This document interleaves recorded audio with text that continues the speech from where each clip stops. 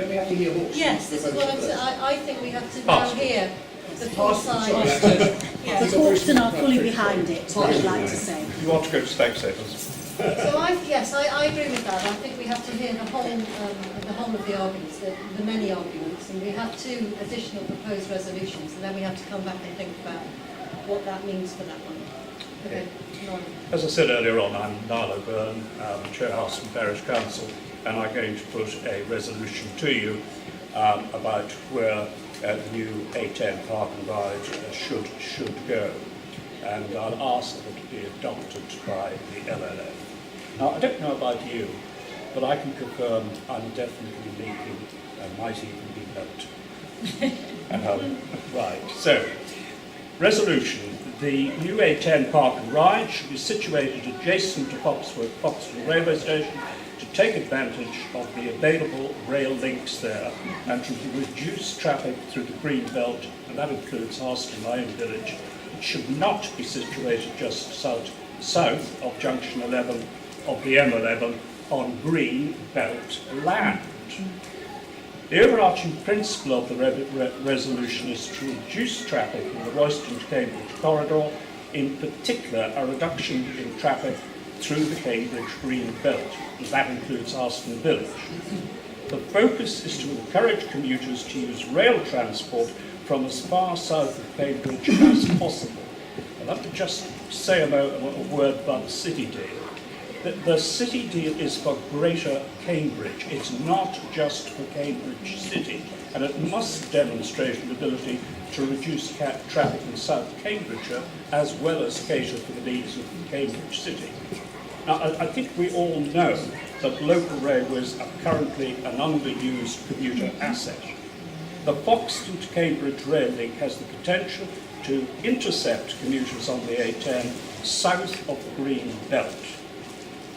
The travelling time Hauxton Station to Cambridge Station is 13 minutes, which is an attractive option rather than continuing north by car through Hauxton and through Trumpington. And clearly the new Cambridge North Station adds an additional commuter destination, and the potential for a new Cambridge South Station, Adbrooks in other words, would add yet another sought-after commuter destination. Ladies and gentlemen, these rail links have got to be exploited, and they're not being exploited at present. Hauxton is situated in the middle of the Green Belt. It's very nice, but it has its downsides. Now, on a working day, traffic flow in the northern end of the village, the northern end of the A10, is 20,000 vehicle movements per 24 hours. And this figure will be increased when traffic starts exiting from the new Hauxton Meadows development. That's a 200 houses plus development adjacent to the A10 and adjacent not only to Hauxton. And we've got to have a reduction in this traffic flow.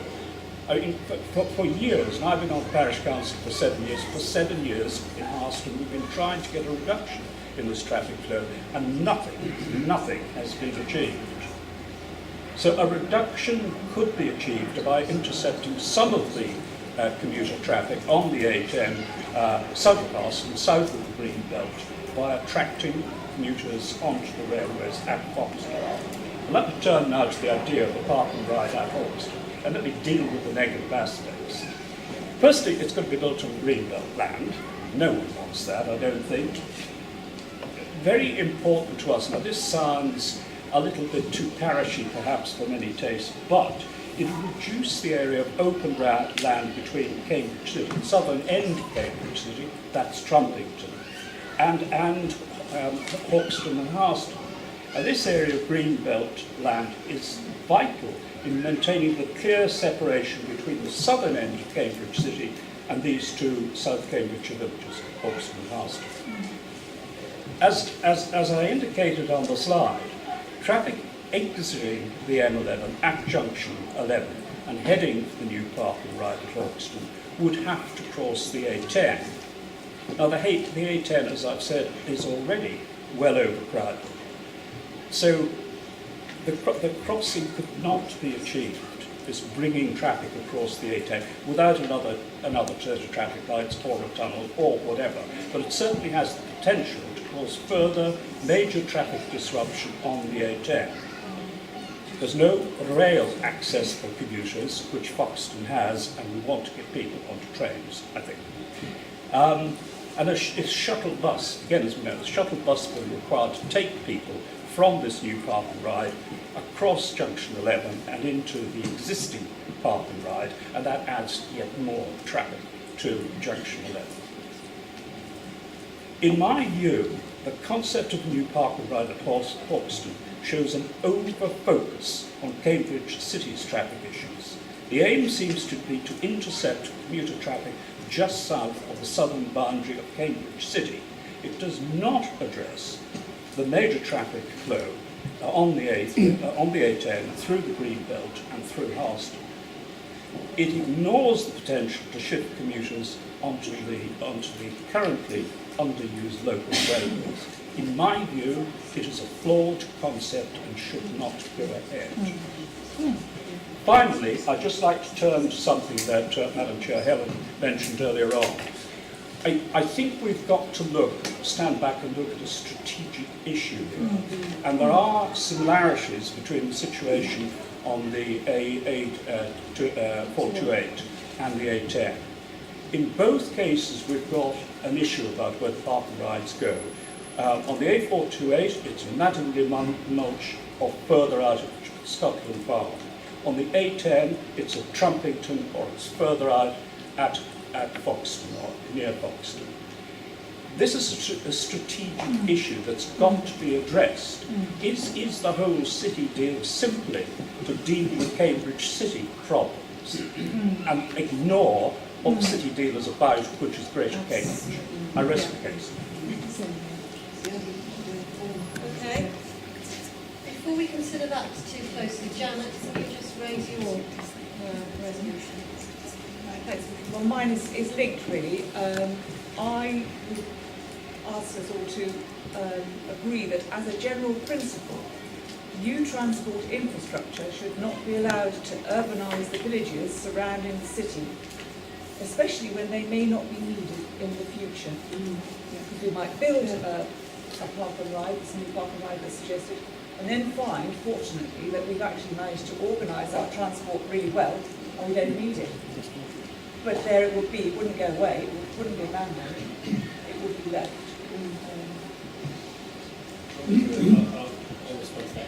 do you want to?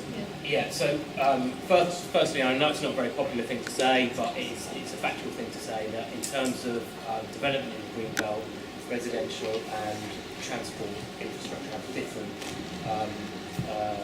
classification or understanding, effectively, and that's just... Sorry, could you just speak plain English? Are you saying it's all right to put park and ride on the Greenbelt map? Is that what you're actually saying? I'm saying that planning policy states that it's more likely to be able to put transport infrastructure in the Greenbelt than it is. Strategic transport improvements are exempt from the regulations under Chapter 7 of the There are certain National caveats. Can I just say that, that's convenient. incorrect? Sorry, we've actually been taking legal advice on this point. It is only acceptable where no alternative exists. And this is the key thing. You're absolutely wrong. The Cambridge Greenbelt policy is one of the strongest Greenbelt protections in the country. Protection of historic cities is taken very seriously. If it were proven in a judicial review, for example, that Hauxton was a better choice, and you had made basically a poor set of choices, it would be thrown out of court. Yeah, okay. So what you're saying is actually grossly simplistic, if I may correct you. Well, I was asked to put it in No, but you can't say it's okay to build transport things in the Greenbelt. That's just not correct. It's only okay if it can be proved that no acceptable alternative exists, which is fundamentally different from what you're saying. Okay, I accept that differentiation. Go on. Right, move on to yes, I think we need to think about how we make sense of it. Can you stop having private conversations on the table? It's terribly unfortunate. We're trying to formulate recommendations But all you that we can put to you. murmur. I'm sorry. It isn't. I'm not quite sure how else we do it, actually. We'll try to communicate by brain to brain then with everyone. Can I make another suggestion, which is that rather than, I slightly wonder whether we will have a more constructive conversation about these things if we hear all of the junction proposals and all of the different proposals, and then we discuss them at the end when we have our resolutions, because I think it's quite difficult. So the conversation that we just had about the junction 11, whether we have Trumpington or Hauxton, actually this is really, it's an extremely useful input. It may well be that the conversations that we then have about junction 12 and junction 13 are also relevant. So I just wonder whether it would be sensible to have all of the information and then the discussion once. Surely you have the viewpoints already, you should be moving it towards a resolution. You've had the point about the car park at Trumpington, you've had the viewpoint about Hauxton, you've had the viewpoint about Foxton. So therefore, if we're rejecting Trumpington, you either move out to Hauxton, no, or you move out to Foxton. That's a simple vote. You don't really need a resolution. I think there's a more technical point to be made as well, because the City Deal's projection says quite clearly that out of the total demand for the Trumpington Park and Ride site, 39% of it is coming from the A10, and we're told that that is 20,000 vehicle movements a day. That seems to me that if you potentially take away 39% of the demand from Trumpington, you don't need to expand it if you've provided an alternative and more eco-friendly provision out at Hauxton. So, in a sense, these proposals, they're all interlinked, and they mutually possibly arrive at a better solution. Yeah. How about we say something like that the LLF believes that park and ride should be cited before congestion begins, and should not be allowed to urbanise the villages surrounding the city. Yeah, that sounds good. Can we agree on that one? I think, as Lucy says, you've got to be quite careful what you're asking for in terms both of your authority, well, you can ask for the moon if you want to, but in terms of your realism, and what is within the authority of the City Deal to agree to. And I would find it quite difficult to accept the resolution as it's written, because it's an instruction. It will be built. What it should say is that consideration should be given as one alternative to putting a park and ride at Hauxton. And why Hauxton? Why not at Whittlesford? Why not at Sheppreth? Should it be a park and ride? Should it just not be an expansion of the car parking area with improvements and upgrade to the train service, so that all the stations... There is no car park at Hauxton. Yeah, well, okay, we'll put in a car. There isn't. I put in a car park at Hauxton, put in a car park at the Sheppreth railway station, at Melbourne, at Whittlesford.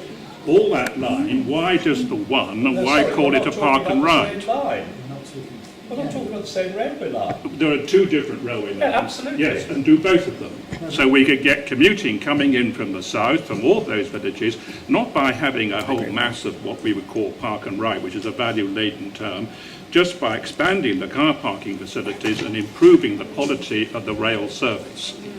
You don't have to call it a park and ride, and you don't have to have it in one place. You could have numerous places around railway stations where you try and encourage rail transport.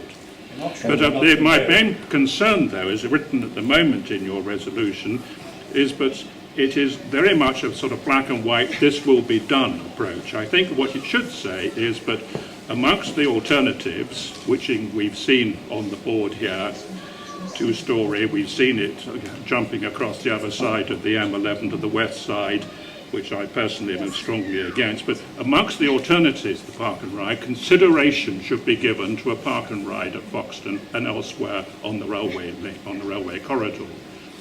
And I think that if you get it into the mix then, at the moment you're asking us to approve one option against others, and I'm not in a position to agree to that because I just don't have the information. No, sorry, I'm not asking you, pardon me, I'm not asking you to agree one amongst others. I'm asking you to agree one against one other with relation to the A10.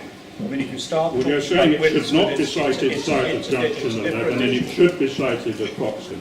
I don't have the information to know what the uptake would be at Hauxton, how much it would actually reduce the traffic on the. What I am in agreement with is it should be on the agenda for one alternative to be actively considered. But we need to actually get the information, the data, the modelling, to be able to see which is the most effective alternative.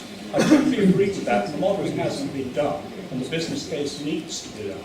But for example, needs to be a look at how many people would go on the train and how many people might go on by park and ride bus from Fox. Well, can we That go needs back to to be the, done. no, hang on, can we go back to what we had before,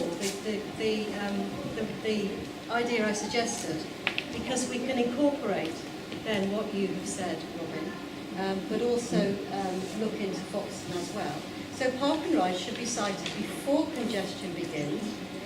As a general principle, new transport infrastructure should not be allowed to urbanise the villages surrounding the city, and consideration should be given to the park and ride being sited near. Well, I think Foxton, consideration should be given to greater use of both railway lines with parking enhanced and we parking would invite facilities. City Deal to suggest various sites, alternatives for park and sites west, park and ride sites west of Hauxton. Which might be by rail.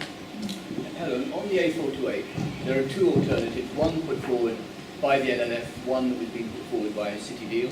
There's been consultants appointed to review those, a process of reviewing them. Don't we just need the same here? Yes. Okay. Alongside the existing work analysing the benefits of expansion of Trumpington or a new park and ride, the LLF asks that work be done looking at the impact of improved parking facilities at Hauxton and other stations. Yes. Yes.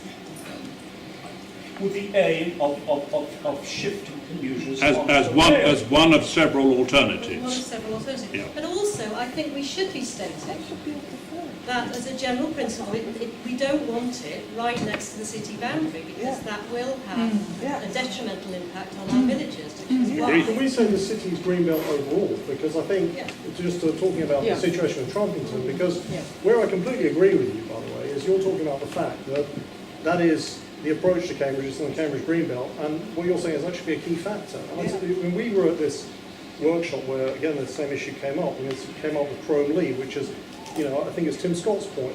Why do you slap these park and rides right there in the prime edge of city sort of greenbelt, and particularly if they're going to be two-storey and concrete jungles and so on? It's going to be, and they want to put, a McDonald's and toilets and all this other stuff. I mean, it's going to completely ruin the approaches to the city. And I think I support that part of what you're saying, but I would change the wording from villages to the Cambridge greenbelt. well, I mean, it's two things. They're not mutually exclusive. No, but we shouldn't allow our villages to be urbanised or park and ride sites to damage the city's greenbelt. Sorry, I think that's perfect. Can I just ask, I think there was a suggestion earlier to go through all the presentation and then talk about these things at the end. I sort of came here to talk about, or hear about the Western Hall, and we've sort of got 25 minutes left, and I've heard very little so far. I appreciate it is, but there's more to it than just the park and ride at Trumpington. Well, this meeting is really specifically for that. I've been waiting for 18 months to say what I said this evening. I couldn't find the agenda today because it wasn't posted, but I think the Western Hall is more than just one part. Am I correct? It's not just about park and ride. We have already discussed. I think we should have a resolution along these lines at this point, and then we'll move on to Junction 12. It has been discussed. Just one point, and I'm looking at you. Is about the location of the park and ride, and the City Deal, the County Council. My perception is you think that the park and rides have to be close, and that people will get in their car, and if they're 5 miles out, 6 miles out, they'll just sail on past. And to me, I think the mindset needs to change, and more and I'm sorry, it's rude to point, but more somehow you have to look at ways of getting people to use park and rides further out. And Cambridge does have a green belt. Lots of other cities don't have a green belt, and we are lucky. We've got a very, very nice city and necklace villages. And I know I'm carrying on the point of Janet and Helen, but somehow I'd implore you to look at preserving the green belt and encouraging people to get on either a bus in their home village or further afield. That is but it's the mindset of you guys to look further afield. Or a train. Well, a train, bus, it doesn't really matter what, but, you know, just getting them in the funnel, it's just wrong, it's madness. Okay, so... Helen, could I make just one final point? I do promise to shut up after this. I do think it is worth having the similarity between the situation with Madingley Lodge and Scotland Farm and Trumpington and Hauxton stressed. There are similarities there, and I think we need to somehow write that into the equation.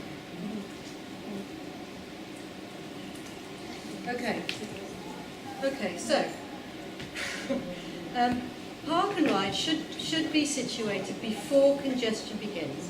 As a general principle, new transport infrastructure should not be allowed to urbanise the villages surrounding the city or seriously damage the city's green belt. The LLF is concerned about this both as regards Madingley Lodge and as regards west of the Junction 11.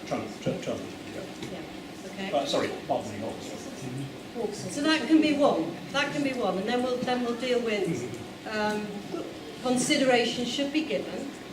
Consideration should be given to a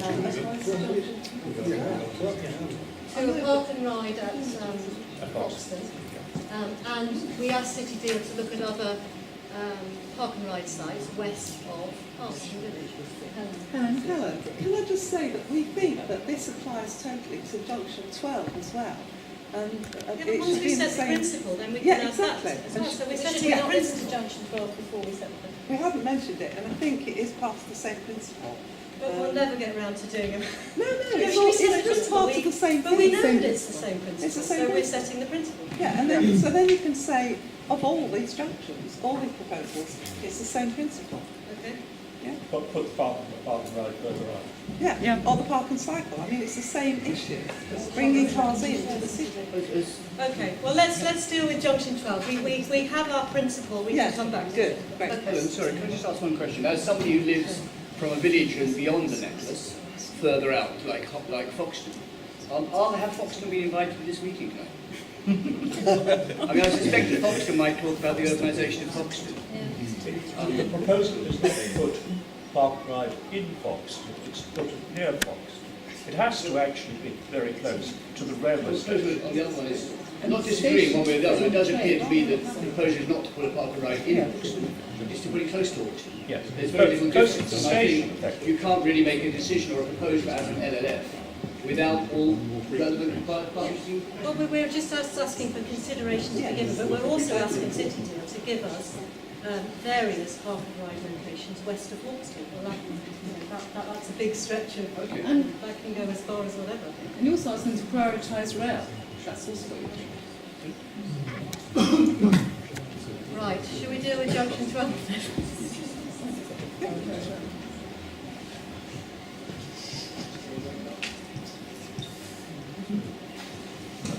So, simply put, this slide just shows a survey that's undertaken at both the existing Trumpington and Madingley Park and Ride to establish those people that were parking and cycling at those park and ride sites in order to gauge the will of those people to cycle rather than to get the bus onwards as part of their journey. Two figures there between 5 and 14%, and then anecdotally they will be more likely, I suppose, at Trumpington because of the proximity to the CBC site. But there is further work and further modelling to be done on that. So this was just an illustration. So to be specific about the locations of the park and cycle, is everyone happy with the sort of location and where we're looking at there on the slide? And so these are the locations that we suggested, that we went through at the workshop at Barton. There was, I would say, no overall consensus at Barton other than that the sites weren't favoured, so perhaps reflecting... Sorry? All those sites are in the green belt, and I think there was quite a strong feeling that none of them were suitable. No. Well, that's pretty much what I just said, that there was no overall consensus about the site, apart from all of them weren't favoured. So, can I just point out there, as somebody who was at that meeting, I think that some of the general viewpoints that are given are quite subjective.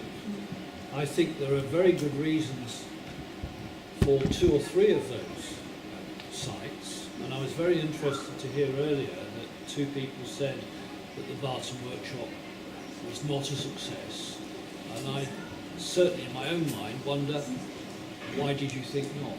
Well, I actually took, I wouldn't agree with that. I took a lot of information from that workshop, particularly in relation to what a park and cycle might look like. The people in the room suggested initially we don't want one, and so therefore we don't want to know what it might look like. But if there was to be one there, then we'd like it to have a lot of screening and to not have a lot of tarmac, and actually that's telling me what it might look like even if they don't want it there. So I agree with you. I did find that useful, and I wasn't in agreement with the point that you made earlier. These are the sites that we've suggested in terms of those on the east side. There's an issue, I suppose, about proximity as opposed to those on the west, of how far people would be willing to cycle as part of their commute, and the closer. My suggestion would be that perhaps the closer might be easier for them to cycle, although I'm perfectly willing to hear different to that. So generally that's the principle of the sites that are currently being looked at. Can I just point out that knowing that road during rush hour, again, surely there is an argument to having it to the west, because actually the traffic's all backed up behind the roundabout there. So in fact, if you put it after the roundabout, people have still got to sit in all the congestion before actually parking and getting on their bike. So what's the point of that? The principle about the sort of the area of search there was that was the area that we indicated in the public consultation, and those sites have effectively been taken forward, the sites that will be deliverable in terms of access and effectively there, all the fields in that area we wouldn't destroy someone's property and take. Okay, so it helps congestion to the east. It helps the city congestion, but it doesn't actually help the congestion that's occurring in Barton. Does it if you put it to the east of the roundabout? You know, you still sit in a traffic jam in order to. I mean, I quite often park my car in Barton and get on my bike. Because the traffic's backed up miles there. So, you know, we need to be addressing the congestion on the way into Cambridge as well, as well as reducing the number of cars. Your suggestion is that you actually favour the... well, yes, because then, you know, people park their cars and it reduces the congestion going in. It's the same principle as we said before. Yeah. Can I just say that I think that this proposal is quite different from the other ones in that it's a park and cycle and it is not a park and ride. And that the crucial group of people who we need to know about for this cycle, for this scheme. Excuse me, could you explain the difference? Is it really properly called cycle and ride? It doesn't have. There will be no buses to pick people up once they park. You've still got all the cars coming in. No, but no. If people are not willing to cycle a certain distance, there's no point building it in the first place because there's no point. It's not going to get used. So the crucial group of people that you have to speak to about this are actually cyclists. About how far and how much difference the extra mile or two might make to them. And actually, at the workshop on Monday, the cyclists youth group cycle campaign and the cyclist group stakeholders were invited. And what was their view? What was their view on the distance? Jim Chisholm was appalled Okay. at the suggestions. He asked, why are you building in the green belt? Yeah. But that's a greenbelt issue. No, What I'm asking about is a no, cycling no, issue. No, he also Tim, will it be floodlit? Well, again, that was part of the exercise that we wanted to undertake on Monday at the workshop. Quite welcome to hear what people think, but largely I would think it probably wouldn't be floodlit. It would or wouldn't? I think there would need to be an assessment of what the need would be. So, for example, if ever, and I'm not saying it would, but if it did reach a planning application stage, there would need to be an assessment of people's safety and what kind of coverage in terms of CCTV and lighting to inform that would be required, and that would form part of a consultation that would, well, a number of consultations should this work forward, working it up through feasibility business case. There'd be a consultation as part of that, and then there'd be a consultation as part of a pre-application, then there'd be a consultation as part of the planning application. So a further three opportunities would there'd be for the lighting issue to be mentioned, and I would welcome people's thoughts about that. I think because you don't produce visual impact statements, I think you're pulling the wool over people's eyes, because well, what you're doing is urbanisation on the fringe of Cambridge, which is where you look at it. And actually the High Court said that area was critical, and you're just going in and urbanising that area. It's not so different from what's been proposed where you are.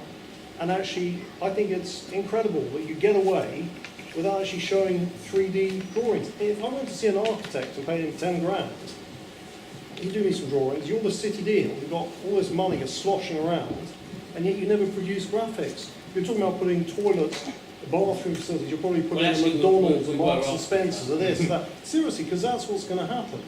And also, what you've demonstrated through the loss of landscaping now being proposed in Trumpington is that whatever you put in at the beginning can then be ripped out at a later date. Because where I do sympathise with the folk in Trumpington is that basically all that landscaping that went in around the current parking right is now going to be turned into more parking rights. So it's kind of like a creeping effect. And I think that's the whole point of this park and cycle, which is an exercise in branding, not an exercise in realism. Because what will happen, which was the point Janet made, is that this will be built, people won't drive and cycle there, and it will be converted in 5 years' time to park and ride. And it stinks. Yeah. Because you have to remember, it sounds terribly innocuous, doesn't it, a park and cycle, but actually there's 300 parking spaces there. It's quite a big piece of It'll be a park and ride in 5 years' time. And, they'll tell us now they won't be, because they won't undertake covenants to dig it up if people don't need it. Okay, so do we want this further out as well? If they can provide the evidence that it's required? It conforms to the principle that I think is important, which is about the green belt, is about catching congestion before it actually gets into the green belt, and by not having urbanisation creep. Yeah. I would have thought Lord's Bridge would be a much better location, for example. So we as want an this, example. There's already a caravan park there. The guide would be happy to sell the caravan park for a very large. It's just beyond barter. I mean, it's a more logical. Okay, so what we have now, folks, is, shall I read it again? So park and rides, park and cycles should be situated before congestion begins. As a general principle, new transport infrastructure should not be allowed to urbanise the villages surrounding the city or damage the city's green belt. Okay, so if we go to Trumpington, consideration should be given. We would ask the city deal to investigate various sites west of Hauxton for a park and ride, and would like, and also would like city deal to prioritise rail. Yes. Sorry, did you say Trumpington or Hauxton? Hauxton. You mentioned Trumpington. West of Hauxton. West of Hauxton. Yeah, that's fine. Thank you. As far as Trumpington is concerned, okay, if we can agree that one. As far as Trumpington is concerned, could we agree that the LLF does not support a two-storey car park at Trumpington, but could support an expansion or an underground solution if the traffic modelling suggests that local roads can support it? I don't think you need to have that last You don't need to come down. I find it quite difficult to accept that, because I think that I personally prefer to intensify the use of existing areas which are sterilised by car parking than to take more areas and extend the amount of tarmac. And if doing that means you've got to go vertical or underground, I think ruling out going upwards on a two-storey, I think would be rather short-sighted at the moment. I think it should be in the mix to be considered along with others. I would be very reluctant to support a motion, a resolution, which called for it to be removed from the mix. I don't think you're addressing the first fact that came out, is that Trumpington has got too much traffic crossing the M11. So you've got to get the traffic to stop. No, not at Hauxton. No, not at Hauxton. Let's take it further out. The obvious place is Foxton because it has a main A road and it also has a rail line direct to Cambridge. 13 minutes. Yeah, exactly. And if I could just add, and you go back to the point I made before, but having talked with Tim briefly about some of the figures, any intensification of the existing park and ride site at Trumpington will not solve the problem. It doesn't provide sufficient sites. No, and nobody's suggesting that's the only option, are they? No, but I think going underground, which implies a considerable intensification of that site, is not the only solution or indeed a long-term solution, and will be very counterproductive to the local environment. And you can think of us as a village, after all. You're quite understandably referring to the villages beyond the city, but the edge of the city is the same. We are villages in our own right, in effect, which before the park and ride site was built were self-contained.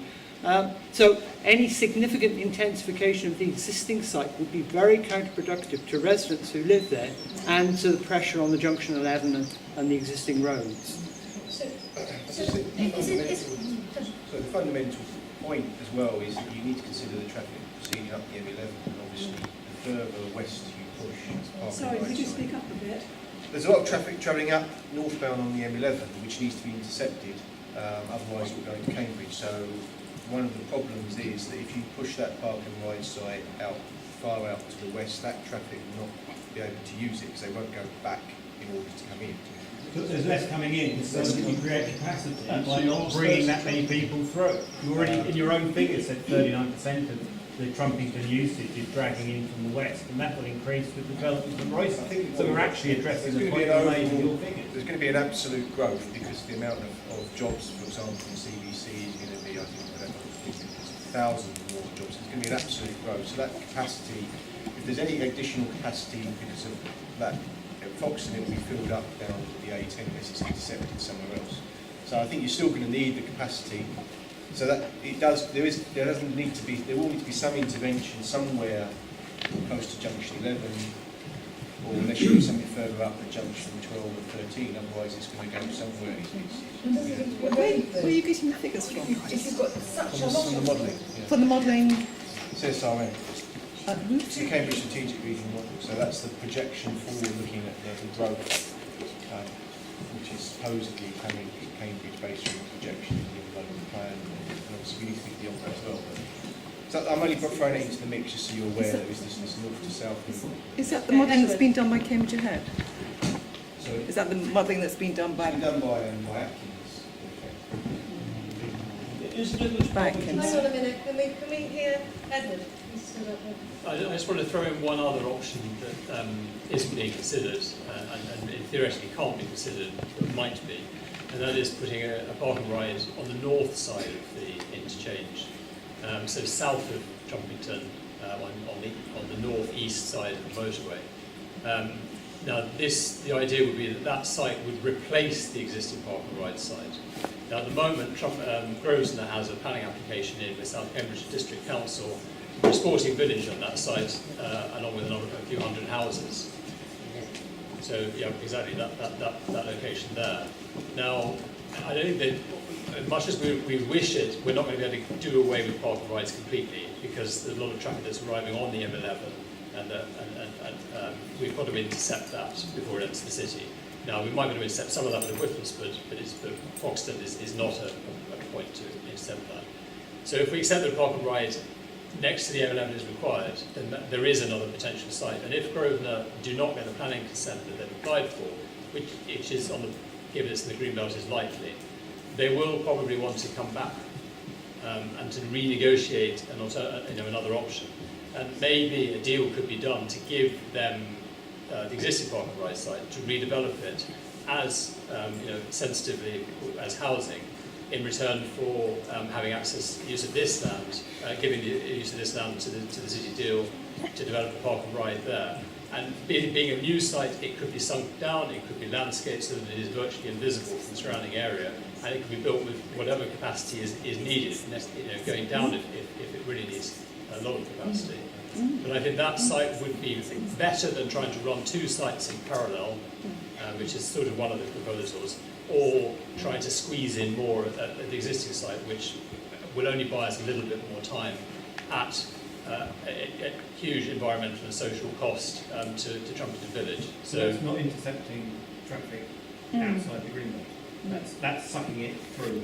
Yeah. It is simply exchanging one site, which is in the greenbelt, the existing park and ride site is in the greenbelt. Part of the existing site. I think we're saying, aren't we, that whatever happens, we think there should be a park and ride site west of Hauxton in some shape or form, as as whatever happens. That won't serve the M11. I mean, the point is, I know. We need to be able to catch traffic to come off the M11. So we either go with this suggestion of two sites, one at Hauxton and one at Park Ride, which I don't think many people are very supportive of, or we try and intensify the existing Trumpeton Park Ride site, which is already quite well into the city. It's right in the heart of Trumpeton Village as it's now grown. That doesn't seem to be a very sensible site to be drawing in large volumes of traffic and intensifying it. So, the least bad solution could be to use this potential opportunity on the north side of the interchange to create a new site. We could agree in principle tonight, and then given that none of us have actually really thought through any of these things before this evening, go back and put this back on the agenda when we come back in July. So we agree a principle which we discussed earlier. Then we go and we talk to our parishes, because actually I haven't, for example, how can I vote this evening on any of this? Because I haven't.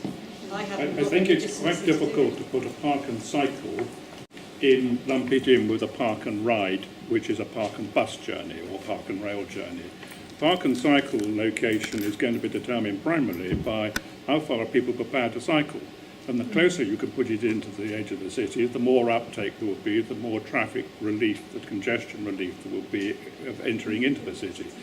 If you try and stick, according to the draft wording you've got at the moment, if we try and put it outside the green belt, so far out, no one will use it. It'll be a complete waste of time. It'll be a white elephant.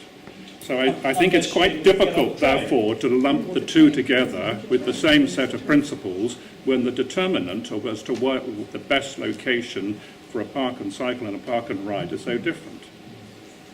I think you've got to split them. Jean. I think one of the other things you need to consider going forward is better surveys to understand fully what is happening and where the people are coming from. Yes. Yes. Yes. You may do that with the Trumpeton site to understand how many are coming from the west, how many are coming from the north, the south, off the motorway. The other thing is one of the principal employers in the hospital area will be AstraZeneca. They have already been trawling all of the estate agents down as far as Royston for lots of executives, senior managers, and they will be using the sector logically along the A10. And I think that's a critical thing. And whether AstraZeneca can give a clue as to where some of their staff will be locating, but they won't all be locating in the centre of the development around the city. The biomedical campus have like a transport forum, I don't know the exact name for it now, but they have shared their travel plan and their travel information. Can you speak up? Is it very quiet? Yeah, the Cambridge Biomedical Campus has a travel forum. We've been there, we've met with them, and they have shared. AstraZeneca, is it? Yes, it is. Yeah. So there's like Addenbrookes, AstraZeneca, and sort of, but like together it's known as a biomedical campus. Or that's how they brand themselves. And they have a transport forum. We have met with them, and they have shared their data about origin, destination, transport surveys. Tim, actually, sorry, I was at the A1307 meeting last 2 sessions before the last one, and the thing was coming through from the councillors all along that southern corridor was that they didn't have any data of information about destinations and journeys, and everybody was saying the same point. as we're saying tonight, which is, you know, you don't want to bring all these cars in to the city. I mean, you know, the whole idea of having a station at Addenbrooke's is to get people, you know, not using their cars. Just to reassure you on that, we have commissioned, I think, one of the biggest surveys we've ever done, really, of ANPR. Do you know what ANPR cameras are?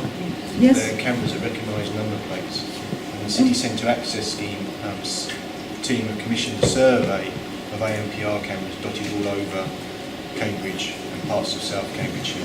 So actually, by the time you go forward to the next stage of any of this, there will be a lot more data in terms of origin and destination, which will also supplement the model data, because the existing model now uses mobile phone data, which is much more accurate than the census data, which the old model was using. So all of that stuff is recognised, and we are building up the series of information on origin and destination. I know there was a lot of actually, when will that be available? Well, I think it's currently being done, and I think it's probably going to be available sometime in the early autumn. The actual ANPR bit where they, you know, record the camera plates had actually been done, and then it's in that process where it's the local information. So actually, I'm not sure that we can make a decision on this, or make any recommendations. Exactly, and on it. Helen, that's just what the councillors said at the A1307. Quite a number of them, including Roger Hickford, said they could not engage in the survey because they did not have the information. Yeah, we don't have the information. So I think we can maybe agree the initial general principle, but we're not going to make any recommendations or ask for any more information until you give us the data. Yeah, we don't have that. I thought we were going to ask for Hauxton to be looked at as a site, so there's a recommendation. Yeah, we can go back to that initial. Just to give credit to your motion, so it's added like we've got various things being looked at. Yes. We got Scotland Farm looked at. I don't see why they can't just put the Hauxton site as one of the, you know, so your motion is kind of passed in sense. I think we've got ourselves confused by dealing with different aspects on the agenda and jumping about. So I think we need to go back to that original resolution with the request to prioritise rail and look at sites west of Hauxton. And we want more data, and then we'll come back to junction 12 in a minute. Okay, should we just do that resolution for now? So, do I need to read it again, or do we know what it is? We know what it is. Should we vote on that one then? You should read it out. Okay. Park and ride should be situated before congestion begins. As a general principle, new transport infrastructure should not be allowed to urbanise the villages surrounding the city or seriously damage the city's green belt. Or actually damage we don't need seriously, or damage the city's green belt. The LLF would like the city to investigate various sites west of Hauxton and prioritise rail with a view to Hauxton as a possible transport hub. How about that? I'll give it Yeah. Okay, vote on that one.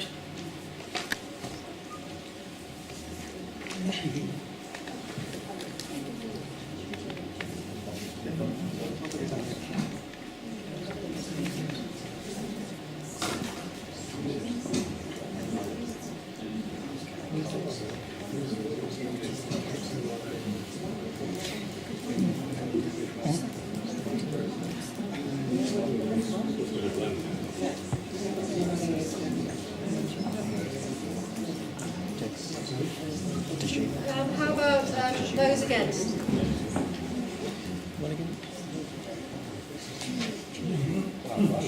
And those abstaining?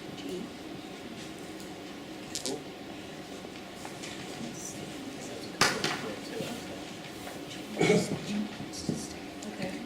We move on to junction 12.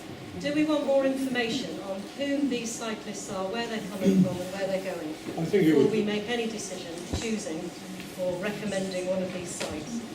I think that would be a good thing, but I also think that the same principle does apply, as we've said before, that park and cycle is also bringing people into the city and adding to congestion in the villages. So the same principle exactly applies.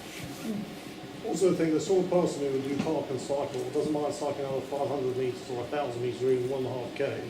So there are two kinds of people, where the people will cycle 3k and then the people who won't cycle at all. And the people who won't cycle at all, they're not going to go to the park and cycle, they're just going to, I don't know what they'll do, they're going to drive in. Okay, so should we vote the same principle that applies to park and cycle sites? Can we vote on that?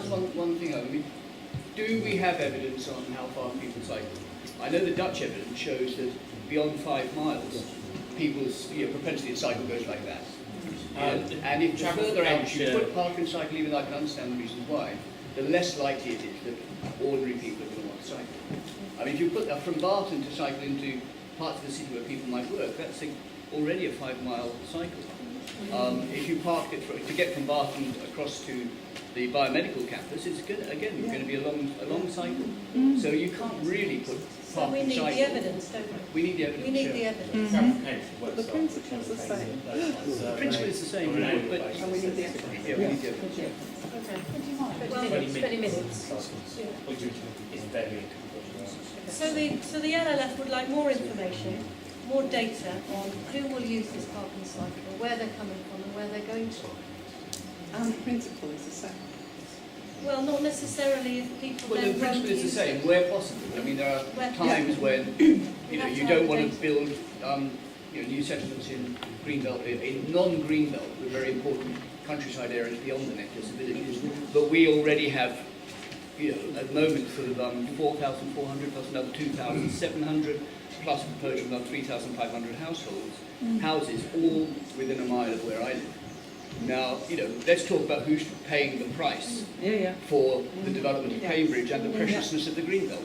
So hang on, sorry on that. I mean, to be fair, there are 14,000 houses being built in Cambridge in the local plan. If you take, for example, where I live in, say, Newham, they're building northwest Cambridge, they're building the West Cambridge site, which is going to have 20,000 people. I mean, I think this notion that there's no urbanisation there when actually whole quadrants of the city have vanished is a misnomer. I mean, it's... I didn't say it. No, but I'm just saying, we mustn't talk as if, these people live in Cambridge and they're getting no development, because we have more vans of builders in our area every day. They're like builders everywhere. Like literally, there are 20 builders getting their cars every night. So they're builders everywhere. What's failed to happen in planning in Cambridge in the last 10 years, if not before, is taking a strategic approach. Yes. Nobody has said, what do we want this city and the area around to be like? What do we want it to be like in 2030 or 2040? What do we need to get there? So instead of that, we have meetings like this, which are very valuable, but we have fights between people saying, my precious bit here, your precious bit there. And the result of that Why is don't we just come back to, we'll ask for more evidence, but also Yeah. ask for the piece of evidence on how far people will cycle and what the fall off is. And then we can decide how far out of box we think this park and cycle should go. Yes. Okay, so how big, The basic, but the basic principle's still there. Yeah. That So you're the employing LLF would like more information before making any recommendations on who will use this park and cycle, where they come from, where they will go to, and we want to know what the fall off in usage is the farther out of the city people come, the park and cycle would be used for, would be cycling, and we want to know how far people will cycle in if they can't park. Can we please have the car movements? I think the point that Jean's making is Jean's saying that the physical effect of that many people driving to that location to park and cycle will actually take a road that's already gridlocked. But I mean, actually, just talking in practical, is already from Barton on, it's already gridlock as it stands. So the question is, do we need evidence as to you suddenly have the guy who wasn't going there before, who's a cycling enthusiast, and I said, oh, do you know what, this is great. And then you've got an extra, 1,000 cars in the morning, and then it could actually make the thing... So we want the extra likely... the impact of those the extra likely car movements that will then be felt in Barton. Because getting more data... Far more information. Because pink splodges on a map aren't enough. These are the same questions they're asking on Milton Road. Yes. About cycle I think... No, I was just for that, people hold up their cards. So I've got 15 at the moment.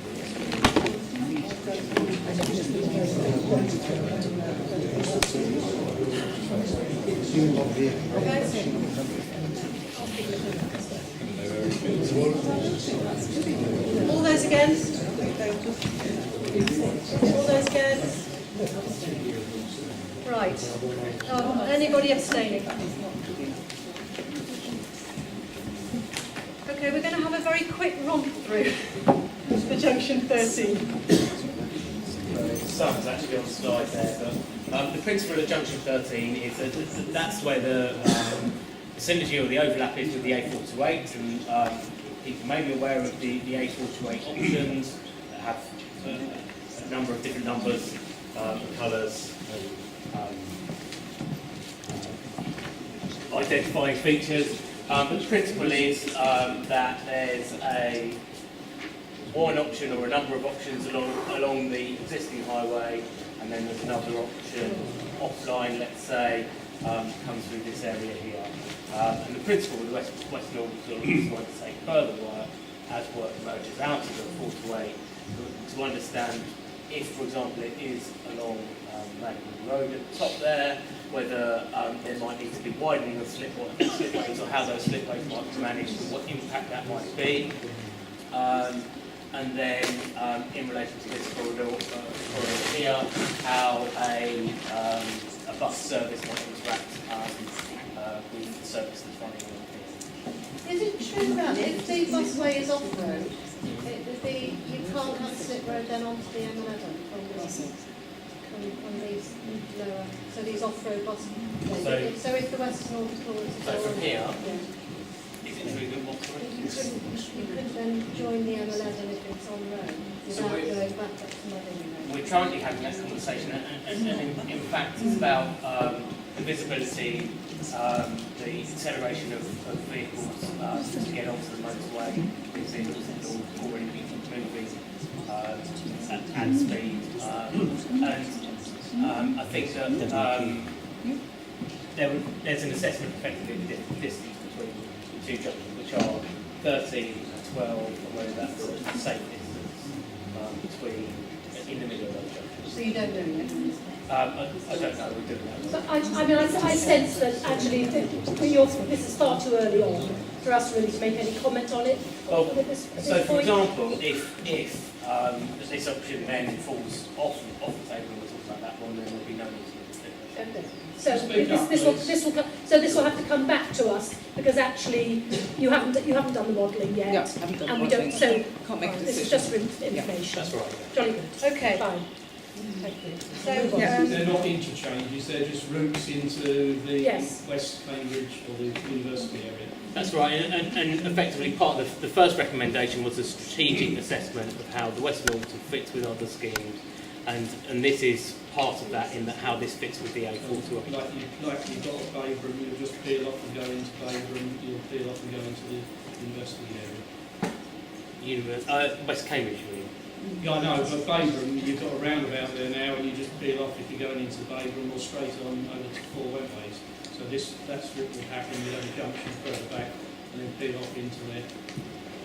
Possibly that may be an option, but that's what I was saying about the acceptability of that in relation to another slip. It looks very vague, all of that to me, especially if you've got to line on one and full line on another. Can I just ask, will that information be available to the city deal when they make decisions on these routes, which is coming up quite soon? Will they, when the city deal board are going to be asked to make some decisions on these routes you're showing in the next couple of months, will all this work be done on the orbital route by that point, so they'll have that available to them when they make that decision? And what decisions is that? Well, for example, you're saying you're doing some work to work out whether you can put slip roads on to put the orbital. Yeah. Will all that information be available to the city deal board when they're making their decision on these routes in 2 months' time? For the 4 to 8? Yes. Yes. Yeah, so all that information will be available in a few months. Just to be clear though, in terms of the process here, they're not making a decision. One of the criteria that was discussed with your LLF, the LLF, was not to consider the integration of Western Orbital beyond quite a high level assessment. No, I'm just wondering when they make their decision whether they'll have the information. For example, whether it precludes an en route option by selecting one of the lower routes. They won't be making a decision on that until next June. Yes, they will. On that question, can I ask also, because the local plan is coming up, the hearings are the week of the 5th, 6th of July, and it's preceded by the reconvened meeting on transport. So is all this information, this information that you've got today, is that gone to the inspector? Because that's also got the emission sites coming up, which also relate to all this discussion. We work with planning officers in South Cambridgeshire District Council. Yeah. We provide them information as requested. We're not involved in any I just thought because they're doing transport, as I think it's on the, I think it's at the 4th or 5th of July. We're aware of that fact, but I mean, obviously, and we respond accordingly to requests for information that are asked us from the planning authority. But clearly, that's not our remit to, we're not leading on that. We respond accordingly. Okay, I've got one last question and then we're going to end the meeting. I just would like to suggest that, there's lots of issues that are coming up, and we have no one from the mayor's office.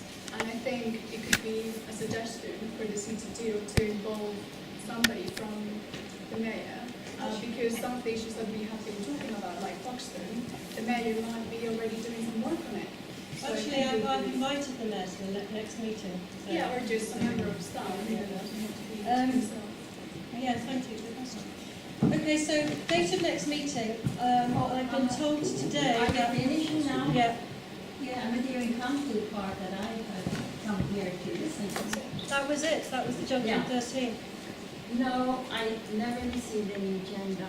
And why I came here was actually to hear about the Western Orbital Development Link, which is the link that goes from, probably from Manningley Park and Ride, through the Eddington side, through Darwin Green, through Orchard Park, to the Science Park, and to the North Station. And you don't even have that on your list. And what I'm worried about is that City Deal is making piecemeal out of our so-called, and I'm going to use the worst word I know, and that is corridors, like Hauxton and Milton and Cameron and whatever, corridors.